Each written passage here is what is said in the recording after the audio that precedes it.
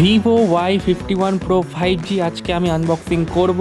এই ফোনটা লঞ্চ হয়েছে তাও 2 মাস হয়ে গেছে। তো চলো আজকে এটাকে আমি আনবক্সিং করব, সব ডিটেলসে বলবো কি কি আছে। তো চলো ভিডিওটি শুরু করা যাক। আর ভিভো Y51 দিয়ে কিন্তু আমি এত বছর ভিডিও করেছি, এখন আমি V60 দিয়ে ভিডিও করি। তো এটারই আপডেট ভার্সন হচ্ছে ভিভো Y51 Pro। তো এটা কিন্তু দুটো কালারের অপশানে আছে, একটা হোয়াইট আর একটা রেড। তো আমি এখানে হোয়াইট কালারটা পারচেস করেছি। আর এটা কিন্তু 8GB র্যাম আর 128GB স্টোরেজের ফোন।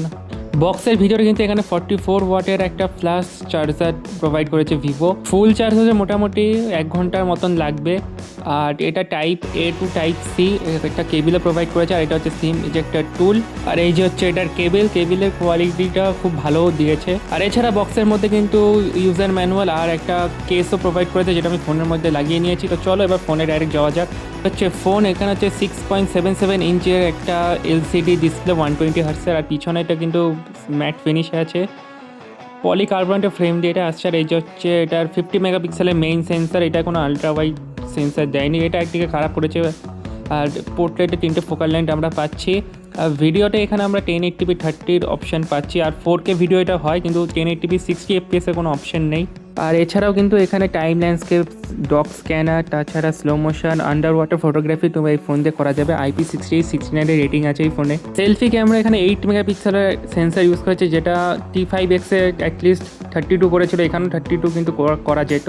এর জন্য কিন্তু আমরা সেলফিটা 4K করতে পারবো না, জাস্ট ব্যাক ক্যামেরাতে 4K আমরা রেকর্ডিং করতে পারবো। এর মধ্যে কিন্তু মিডিয়াটেকের Dimensity 7360 টার্বো প্রসেসর রয়েছে, যেটা ডেইলি টাস্কের জন্য খুবই ভালো।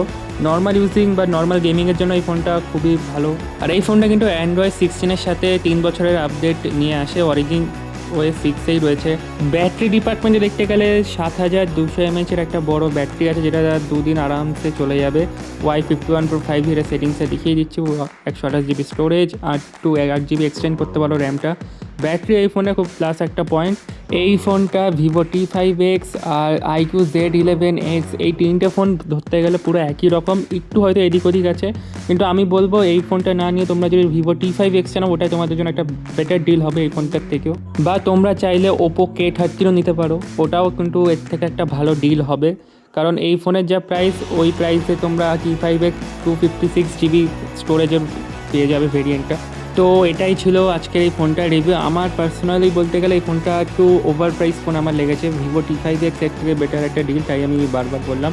তো আজকের ভিডিও একটুখানি ভালো লাগে লাইক করো, কমেন্ট করো, চ্যানেলটি সাবস্ক্রাইব করো। Thank you so much.